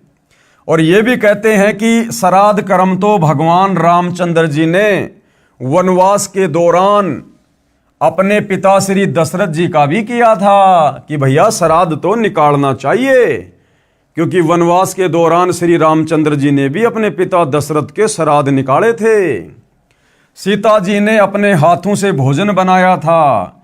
जब ब्राह्मण श्राद्ध का भोजन खा रहे थे, उसी पंक्ति में सीता जी ने अपने ससुर दशरथ जी को भोजन खाते आंखों देखा। सीता ने घूंघट निकाला और श्री रामचंद्र को बताया, दशरथ जी स्वर्ग से श्राद्ध खाने आए थे, इसलिए श्राद्ध कर्म करना चाहिए। ये हमारे धर्मगुरु कहते हैं। अब विचार करो भाई और बहनों, एक तरफ तो कहते हैं कि रामचंद्र जी के पिता दशरथ जी मरने के बाद में स्वर्ग चले गए थे और फिर स्वर्ग से श्राद्ध खाने के लिए धरती पर आए थे। अब विचार करो भाई और बहनों, फिर वो काहे का स्वर्ग है जिसमें भोजन भी खाने को नहीं मिलता? उस स्वर्गवासी को भोजन करने के लिए भी नीचे धरती पर आना पड़ा। तो भाई और बहनों, इससे क्या सिद्ध होता है कि श्री रामचंद्र जी के पिता दशरथ जी ने शास्त्र अनुकूल साधना नहीं की। उनके धर्म गुरुओं ने उनको शास्त्रों के अनुसार साधना नहीं करवाई, जिसके चलते दशरथ जी को स्वर्ग भी प्राप्त नहीं हुआ। वो पितर योनि में चले गए। पितर योनि में भूत, वो भूत बने और उसके बाद श्राद्ध का भोजन खाने के लिए वो नीचे धरती पर आए जब रामचंद्र जी ने दशरथ जी के श्राद्ध निकाले थे वनवास के समय। अगर वो स्वर्ग में होते तो क्या स्वर्ग में भोजन नहीं मिलता? फिर काहे का स्वर्ग है वो जिसको भोजन खाने के लिए भी धरती पर आना पड़ रहा है? तो भाई और बहनों, ये उल्टी साधना सतयुग से चली हुई है, सतयुग से। जब आप जी पहले की वीडियो देखेंगे, इस पुस्तक को पढ़ेंगे तो आपको पता चलेगा कि सतयुग की शुरुआत में 1,00,000 वर्ष तक सत्य साधना हुआ करती थी शास्त्रों के अनुसार। उसके बाद से यानी ऋषभ देव जी के बाद से ये सत्य साधना धीरे धीरे लुप्त होती चली गई। ऋषि मुनि साधु संत महात्मा अपने अपने भक्ति अनुभव समाज में ज्यादा फैलाने लगे, मनमुखी साधना अधिक करवाने लगे। वेदों को पढ़ते अवश्य थे, लेकिन वेदों को समझना कोई बच्चों का काम नहीं है। तत्वदर्शी संत की शरण बिना वेदों के सार को नहीं समझा जा सकता। तो इतने लंबे समय से भाइयों और बहनों, हमारे पूर्वज जो शरीर छोड़ते थे वो शास्त्र विरुद्ध साधना करने के चलते कोई तो भूत योनि में जाता था, कोई प्रेत योनि में जाता था, कोई पितर योनि में जाता था। अर्थात ये योनियां भी 84 लाख योनियों के अंतर्गत आती हैं, प्रेत योनि, पितर योनि और भूत योनि। तो हमारे धर्मगुरु हवाला देते हैं फिर श्राद्ध का समर्थन करते हुए कि ये श्राद्ध तो रामचंद्र जी ने वनवास के दौरान अपने पिता दशरथ के भी निकाले थे, हमें भी निकालने चाहिए। अरे भैया, श्री रामचंद्र जी ने तो अपनी गर्भवती पत्नी को अयोध्या से भी निकाल दिया था, तो क्या आज हम सभी हिंदू भाई बहनों को भी अपनी अपनी गर्भवती पत्नियों को घर से बाहर निकाल देना चाहिए क्या? श्री रामचंद्र जी ने तो अपनी धर्मपत्नी सीता की अग्नि परीक्षा भी ली थी, तो क्या हम भी जला दें अपनी अपनी पत्नियों को? कहने का मतलब है ये कोई तुक नहीं बनता है अपनी बात को ऊपर रखने का। अब सतगुरु रामपाल जी क्या जवाब दे रहे हैं? इन्होंने, किन लोगों ने? हमारे ज्ञानहीन धर्म गुरुओं ने, श्री कृष्ण जी के वकीलों ने। इन्होंने यानी शास्त्र विधि त्याग कर मनमाना आचरण करने व करवाने वालों ने ही दशरथ जैसी नेक आत्माओं को गलत साधना करने के लिए प्रेरित करके भूत व पितर बनवाया। फिर वह श्राद्ध ही खाएगा, उसे स्वर्ग के पकवान कहां से मिलेंगे या मोक्ष कहां से मिलेगा? गीता में चारों वेदों वाला ज्ञान संक्षिप्त में कहा है। गीता अध्याय 9 श्लोक 25 में श्राद्ध और पिंड दान आदि कर्मकांड को गलत कहा है। अरे हमारी गीता जी हिंदुओं का सर्वश्रेष्ठ शास्त्र, जिसको हम सिरोधार्य मानते हैं, नित्य जिसका पाठ करते हैं, ये गीता जी खुद मना कर रही है कि भैया श्राद्ध मत निकालो। श्राद्ध निकालोगे तो भूत बनोगे, भूत अपने पूर्वजों के पास जाओगे।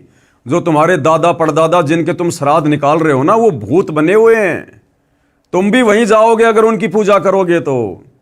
और ये पिंड दान करना, ये सब भूत पूजा में आता है। मरने के बाद अस्थियां गंगा जी में ले जाकर डालना, उसकी 13 माही करना, 6 माही करना, उसकी समाधि बना के पूजना, उसकी बरसी मनाना, ये सब भूत पूजा में आता है। अगर हम ये कर्मकांड करेंगे जिनका वेदों में, गीता में कहीं कोई उल्लेख नहीं है, तो हम भी मरने के बाद उसी दुर्गति को प्राप्त होंगे। गीता में चारों वेदों वाला ज्ञान संक्षिप्त में कहा है। गीता अध्याय 9 श्लोक 25 में श्राद्ध व पिंड आदि कर्मकांड को गलत कहा है।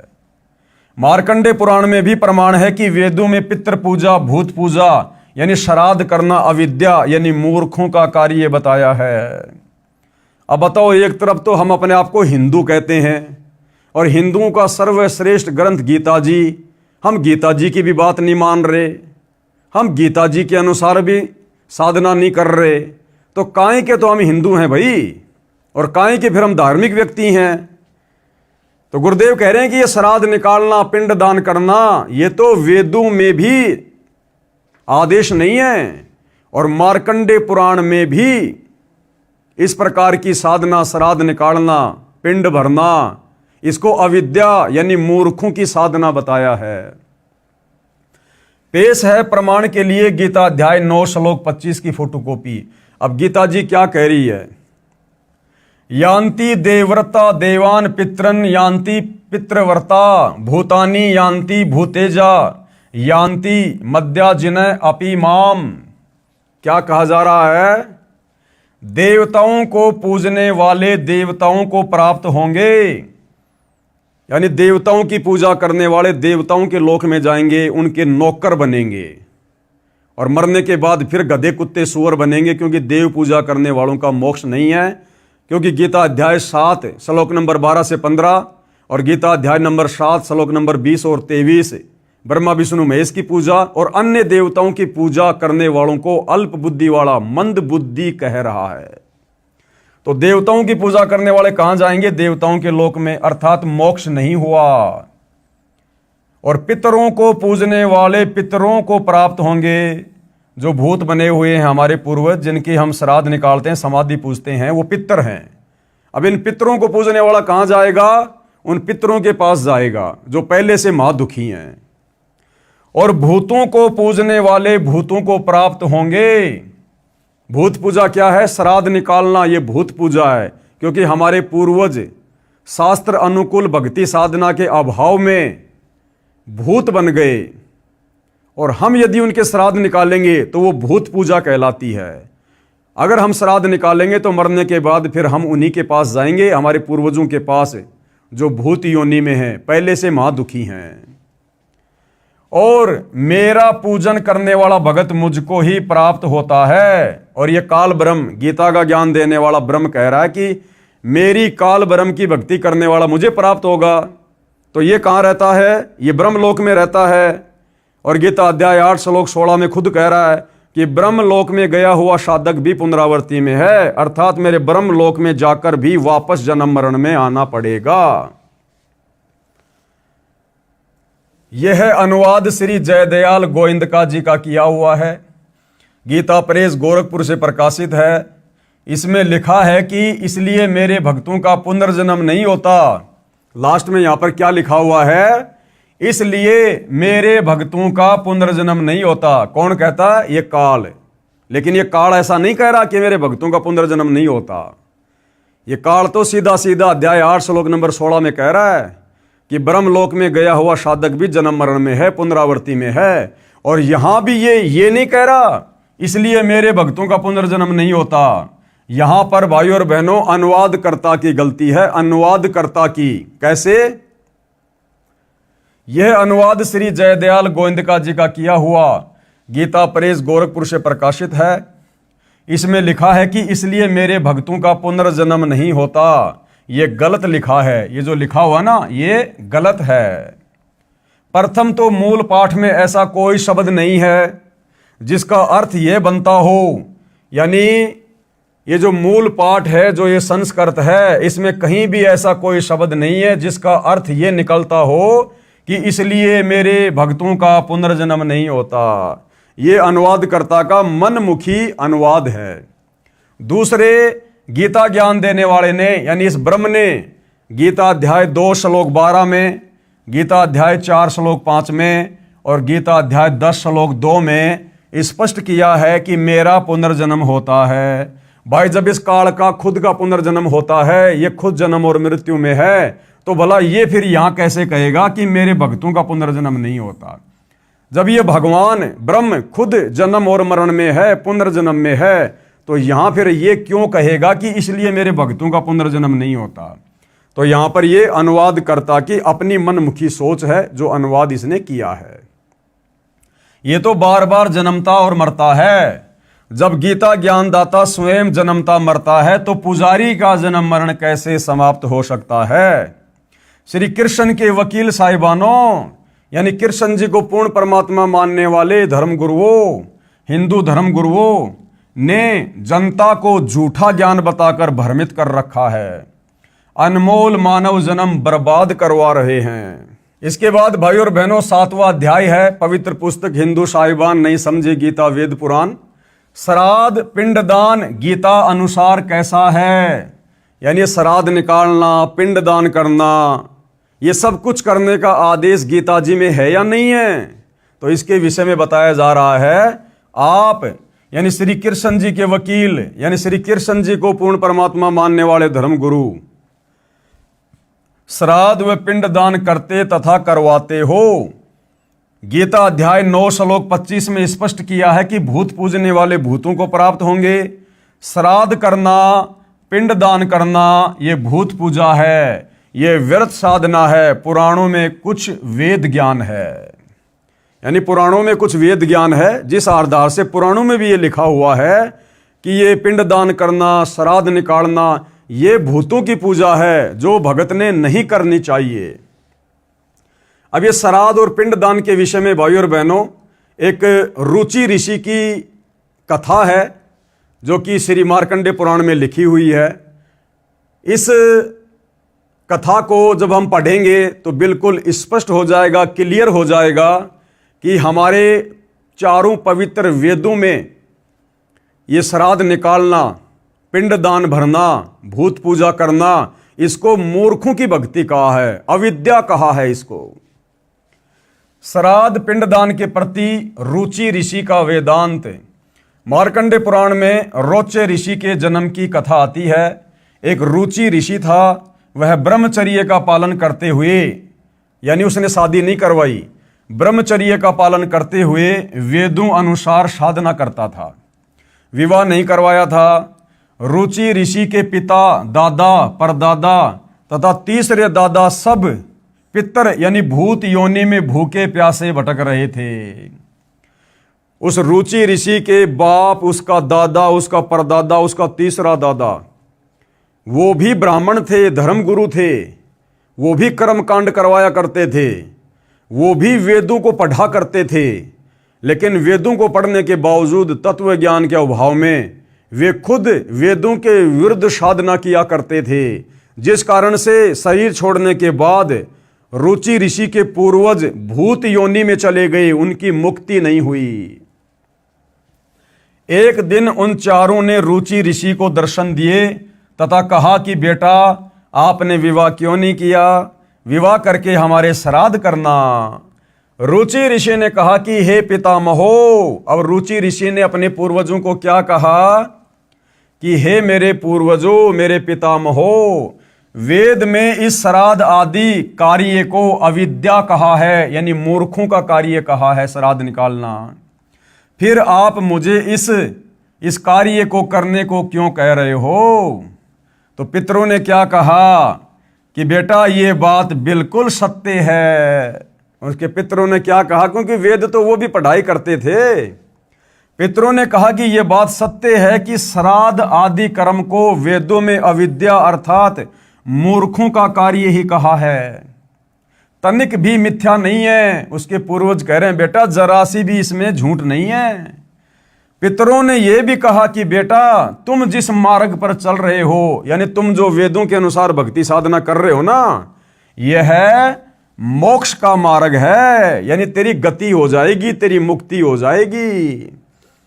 अब विचार करो भाई और बहनों, विचार करो।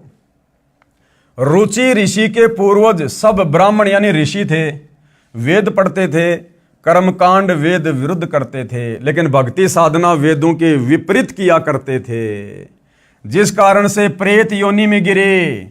तो बताओ, वर्तमान में हम हिंदू समाज के भाई बहन और हमारे धर्मगुरु जो ब्रह्मा विष्णु महेश को परमात्मा मान के पूज रहे हैं, श्राद्ध निकलवा रहे हैं, पिंड दान करवा रहे हैं, 12 माही 6 माही बरसोदी समाधि पूजा करवा रहे हैं, अब बताओ भाई और बहनों, फिर ये कैसे जन्नत में चले जाएंगे?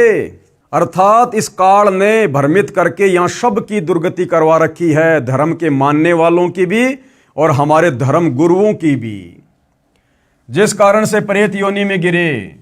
उन्होंने वेद तो पढ़ रखे थे, इसलिए स्वीकारा कि वेद में ऐसा ही कहा है। फिर उन पितरों ने वेद विरुद्ध ज्ञान बताकर रुचि ऋषि को भ्रमित कर दिया, क्योंकि मोह भी अज्ञान की जड़ है, ये मोह ममता भी अज्ञान की जड़ है। और इसी मोह ममता में फंसकर वेदों के अनुसार भक्ति साधना कर रहा वो रुचि ऋषि भी अपने पूर्वजों की बातों में आ गया कि देखो मेरे पूर्वज कितने दुखी हो रहे हैं भूत बनकर, यदि मैं उनके श्राद्ध नहीं निकालूंगा तो उनकी आत्मा दुखी होगी। इस प्रकार से उन पूर्वजों ने शास्त्रों के अनुसार सत्य भक्ति कर रहे उस अपने बच्चे रुचि ऋषि को भी काल साधना पर लगा दिया, शास्त्र विरुद्ध साधना पर लगा दिया, अपने श्राद्ध निकलवाने शुरू कर दिए और उसकी दुर्गति का मार्ग सामने खड़ा कर दिया। मार्कंडे पुराण के प्रकरण से सिद्ध हुआ कि वेदों में तथा वेदों के ही संक्षिप्त रूप गीता में श्राद्ध और पिंडोतक आदि भूत पूजा के कर्म को निषेध यानी गलत बताया है, नहीं करना चाहिए। उन मूर्ख ऋषियों ने अपने पुत्र को भी श्राद्ध करने के लिए विवश कर दिया। रुचि ऋषि को उसने विवाह कराया, उससे रोचे ऋषि का जन्म हुआ। रुचि ऋषि ने जब विवाह करवाया तो उसको एक बेटा हुआ, उसका क्या नाम रखा? रोचे ऋषि। बेटा भी पाप का भागी बना लिया, पितर बना दिया, यानी जो बाप करेगा वही बेटा करेगा। फिर आश्चर्य की बात तो यह है कि रुचि ऋषि के पितरों ने कहा कि बेटा तुम जिस मार्ग पर चल रहे हो, यानी तुम जो वेदों के अनुसार भक्ति कर रहे हो, श्राद्ध वगैरह नहीं निकालते हो ना, वह तो मोक्ष मार्ग है। फिर भी रुचि को भ्रमित किया कि पितर पूजा और पितर बन करवा दुर्गति जैसे उन पितरों की हो रही थी। रुचि सही मार्ग पर था, उसे भी नरक का भागी बना दिया। ऐसे कर्म हैं इन हिंदू धर्म गुरुओं के। धिक्कार है ऐसे लोगों को जो मानव जाति को भ्रमित करके उनका अनमोल मानव जीवन नष्ट करवा रहे हैं, स्वयं भी दुर्गति को प्राप्त हो रहे हैं। पेश है प्रमाण के लिए संक्षिप्त मार्कंडे पुराण के अध्याय रोचे मनु की उत्पत्ति कथा से संबंधित प्रकरण की फोटोकॉपी। अब ये सारी बातें भाई और बहनों अपनी तरफ से नहीं बोली जा रही। अपनी तरफ से सतगुरु रामपाल जी एक शब्द भी नहीं बोलते हैं। जो बातें उन्होंने कही है, हर एक बात का प्रमाण हमारे हिंदू धर्म के पवित्र धर्म शास्त्रों से दे रहे हैं। वो चाहे वेदों के श्लोक हों, चाहे गीता जी के श्लोक हों, चाहे 18 इन पुराणों में से कोई कथा हो। तो ये जो बात अभी उन्होंने कही है रुचि ऋषि के विषय में, ये संक्षिप्त मार्कंडे पुराण में लिखी हुई है, जो 18 पुराणों में से एक है। रोचे मनु की उत्पत्ति कथा। अब देखिएगा, मार्कंडे जी कहते हैं, ब्रह्मन पूर्व काल की बात है, प्रजापति रुचि ममता और अहंकार से रहित इस पृथ्वी पर विचरते थे। उन्हें किसी से भय नहीं था, वे बहुत कम सोते थे। उन्होंने न तो अग्नि की स्थापना की थी और न ही अपने लिए घर ही बना रखा था। वे एक बार भोजन करते और बिना आश्रम के ही रहते थे।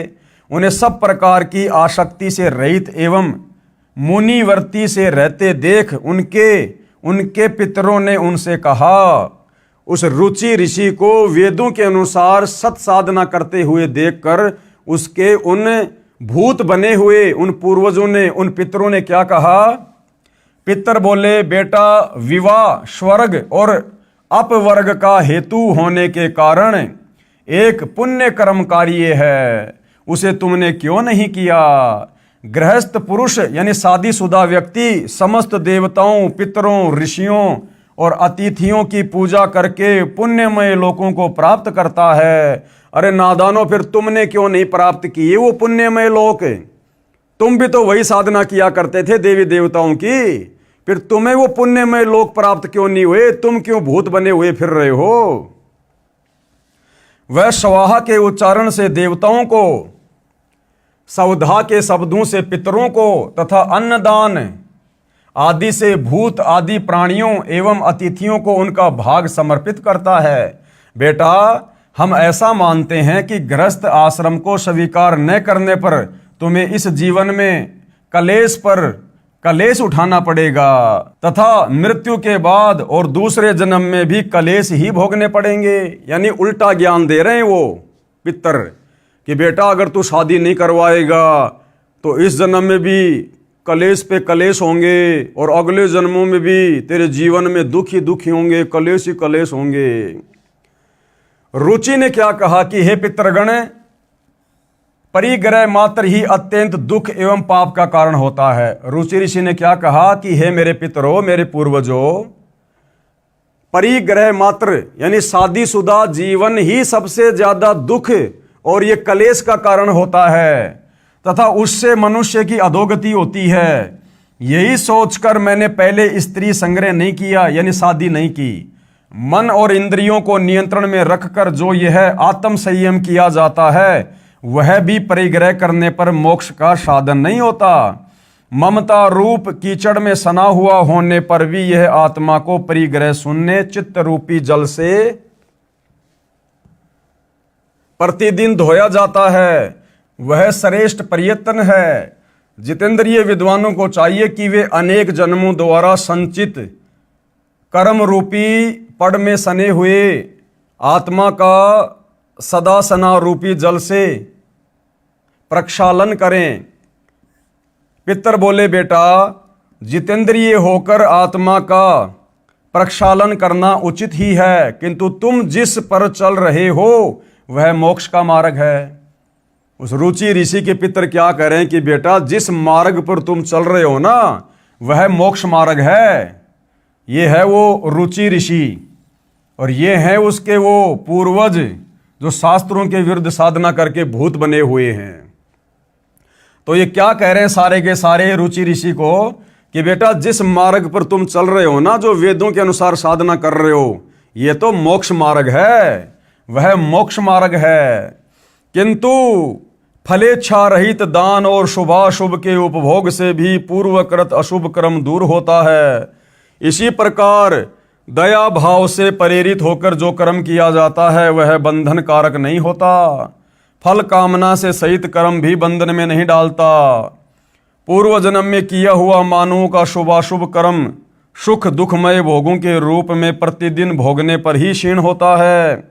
इस प्रकार विद्वान पुरुष आत्मा का प्रक्षालन करते हैं और उनकी बंधनों से रक्षा करते हैं। ऐसा करने से वह अविवेक के कारण पाप रूपी कीचड़ में नहीं फंसता। रुचि ने पूछा, पितामहो, वेद में कर्म मार्ग को अविद्या कहा है, फिर क्यों आप लोग मुझे उस मार्ग में लगाते हैं? अब रुचि ऋषि क्या कह रहा है कि हे पितामहो, वेद में जो ये कर्म कांड है इसको अविद्या कहा है, मूर्खों की भक्ति साधना कहा है, फिर आप क्यों मुझे उस मार्ग में लगा रहे हो? क्योंकि भाइयों और बहनों, ये भूत बने हुए हैं, ये भूखे मर रहे हैं, भूखे कष्ट में है ये। अब ये किसी भी प्रकार से बहला के फुसला के इस आत्मा से अपने श्राद्ध निकलवाएंगे ताकि इनका भाग इनको मिल सके और थोड़े बहुत ये संतुष्ट हो सकें। भाड़ में जाए, इसकी मुक्ति, इसका मोक्ष, इनको भूत योनि से राहत चाहिए। इसलिए किसी भी प्रकार से इन्होंने रुचि ऋषि को उल्टा सीधा कहकर मोह ममता के जाल में फांस कर भ्रमित कर दिया। क्या कहा जा रहा है? पितर बोले, ये सत्य है कि कर्म को अविद्या ही कहा गया है। यानी जो कर्म कांड हैं, जो भक्ति विरुद्ध जो कर्म हैं, उनको वेदों में अविद्या यानी मूर्खों की पूजा कहा है। इसमें तनिक भी मिथ्या नहीं है। फिर भी इतना तो निश्चित है कि उस विद्या की प्राप्ति कर्म ही कारण है। विहित कर्म का पालन न करके जो अधम मनुष्य संयम करते हैं वह संयम अंत में मोक्ष की प्राप्ति नहीं कराता, अपितु अधोगति ले जाने वाला होता है। वत्स, तुम तो समझते हो कि मैं आत्मा का प्रक्षालन करता हूं, किंतु वास्तव में तुम शास्त्र विहित कर्मों के न करने के कारण पापों से द्वग्ध हो रहे हो। कर्म अविद्या होने पर भी विधि के पालन द्वारा शोधे हुए विष की भांति मनुष्यों का उपकार करने वाला ही होता है। इसके विपरीत वह विद्या भी विधि की अवहेलना से निश्चय ही हमारे बंधन का कारण बन जाती है। अरे तो तुम लोगों ने तो वो सारे कर्म किए थे ना, जो कर्म अब तुम अपने इस रुचि ऋषि को करने के लिए कह रहे हो, फिर तुम्हारे बंधन क्यों नहीं कटे? तुम क्यों भूत बन के घूम रहे हो फिर? तो भाइयों और बहनों, ये परेशान है, दुखी हैं, और किसी भी प्रकार से इन पांचों ने मिलकर सलाह बनाई है कि हमने इसको कर्म कांड पे लगाना है।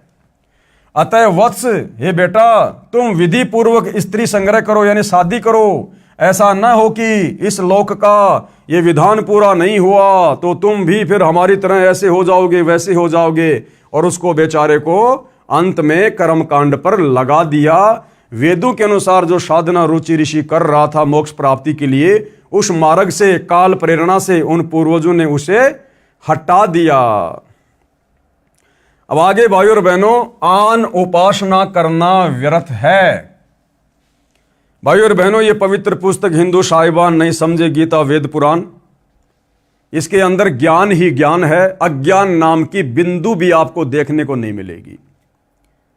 और भाइयों और बहनों, ये ज्ञान धीरे धीरे धीरे धीरे ही हमारी आत्मा स्वीकार करेगी, क्योंकि जिस प्रकार आपके पास एक 64 GB का मेमोरी कार्ड है, और उस 64 GB के मेमोरी कार्ड में यदि आपने रागनी, फिल्मी गाने आदि आदि भर रखे हैं, तो भैया उसमें सत्संग भरने का प्रयास करोगे, नहीं भरे जाएंगे। सबसे पहले आपने उसमें से कुछ डाटा डिलीट करना पड़ेगा। जब उसमें वो रागनियां, वो फिल्मी गाने डिलीट करोगे, तब जाकर उसमें सत्संग भरे जा सकते हैं। तो भाइयों और बहनों, सदियों से हमारे धर्म गुरुओं ने हमारी जो ये मेमोरी है, इसके अंदर अज्ञान ठोक रखा है, पूरा का पूरा जीबी की जीबी में। अब भाइयों और बहनों, जब तक हम उस अज्ञान को डिलीट नहीं करेंगे, और अज्ञान डिलीट कैसे होगा? जब हम ज्ञान को सुनेंगे, देखेंगे, समझेंगे, प्रमाण देखेंगे, तो धीरे धीरे ये ज्ञान फिर हमारे अंदर समाएगा, और वो पहले वाला अज्ञान जो हमारे शास्त्रहीन तो नहीं कह सकते, शास्त्र भक्तिहीन धर्म गुरुओं ने जो अज्ञान ठोक रखा था, वो धीरे धीरे निकलेगा। तो उसके लिए भाइयों और बहनों, हम धीरे धीरे इस पुस्तक में आगे बढ़ेंगे। आप भी जब भी आपको समय मिले, आप जी यूट्यूब पर संत रामपाल जी के सत्संग अवश्य सुनिए। आधा घंटा, 1 घंटा, 10 मिनट, 15 मिनट, एक बार शुरुआत कीजिए। धीरे धीरे जब आपकी आत्मा जागृत होगी, आत्मा का अज्ञान उतरेगा, आत्मा अज्ञान वाली नींद से जागेगी, धीरे धीरे आत्मा को फिर आनंद आएगा, सत्य को सुनना चाहेगी, स्वीकार करना चाहेगी। और भाइयों और बहनों, इसी विधि से हमारी बात बनेगी। अन्यथा ये मनुष्य जन्म आप और हमारा आधे से ज़्यादा समाप्त हो चुका है, इसके अगले क्षण का पता नहीं है।